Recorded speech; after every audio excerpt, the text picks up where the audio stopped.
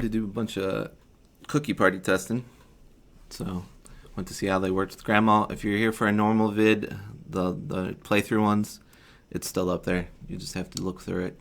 They're still at 10 a.m. EST time. Let's start it rolling. Get me to the right size. I did it.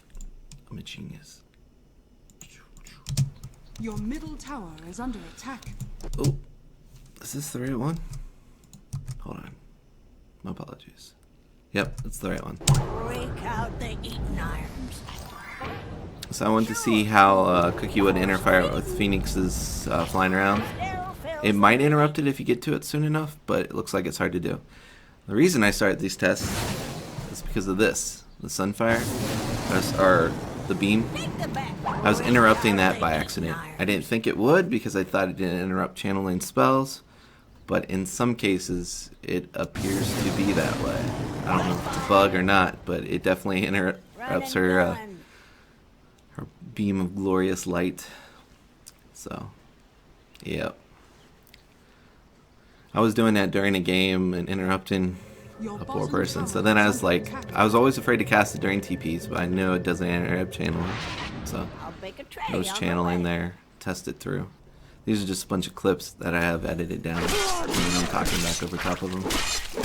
So I wanted to make sure I wasn't going to interrupt Pudge by accident. That way I could spam it if there was somebody in front of him. Same goes with Engima, because, you know, I thought channeling was channeling, but I guess movement is not channeling in these cases.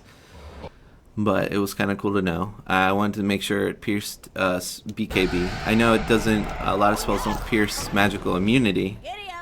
And that offers on both sides, so you can't cast it on your ally. But in this case, it appears to work fine on BKB. So, oh sorry, that was not BKB. That was Rage. Now I'm testing BKB. Make sure it works through there too.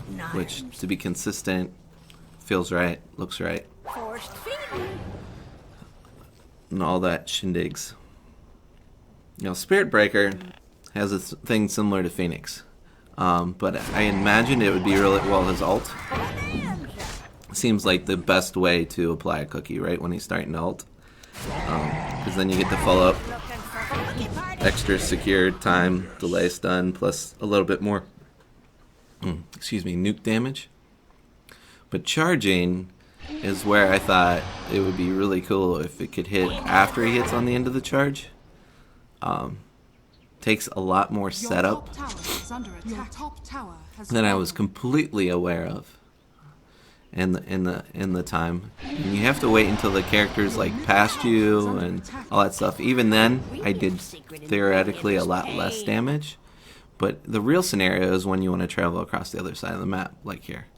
And the cookie gets thrown out at 100 or 1,000 movement speed per second. So the closer he is to moving 1,000 movement speed a second, the better he'd be. When he starts moving, he gets bonus 300 something movement speed, which is then, I believe that's not multiplied by the boots. I think it's just straight out separate. The other movement is though. So if you do that, do it kind of right, and you have a lot of items or the distance is there, you can kind of get something like this going on, which is more fun and probably not realistic, but late game scenario stuff, really cool. Because late game scenarios, you could do that the whole time, having a cookie chase and get that extra follow up so that person's already going to be stunned for like 4 seconds.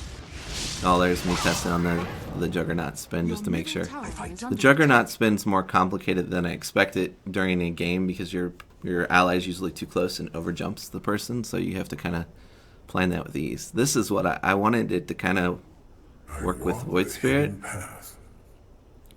but it doesn't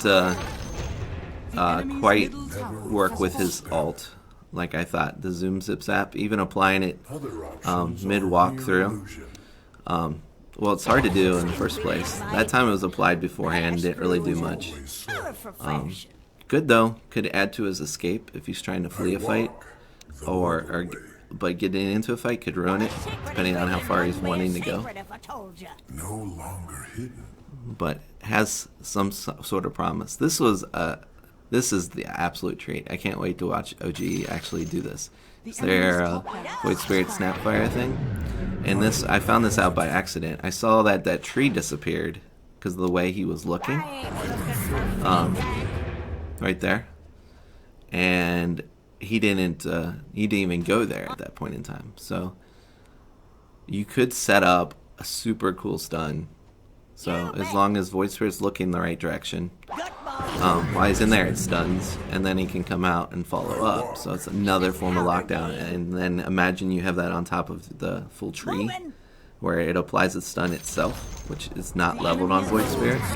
That Void Spirit was looking a different direction, and the cookie went down bottom, even though he clicked top when he went into the thing. I don't know if you can change the point of where you look during this or not, but I thought it was super cool. That's just The natural course. that's like a dream setup for me as a position 5 support. The enemy's middle tower. And this was me, you know, giving him movement speed burst and all that stuff, and proving that it doesn't work. So I'm doing this for the making a different playlist on YouTube. So things that help me and experiment other people can look through. Doing it for the subscribes, so subscribe, help me out. I usually just play through straight games, have a good time, generally play support. And if you're not into that, subscribe anyway and just turn notifications off, because it still helps me out, and that'll help me make more videos like I just did. So, thanks for hanging. Hopefully you found some of this useful like I did.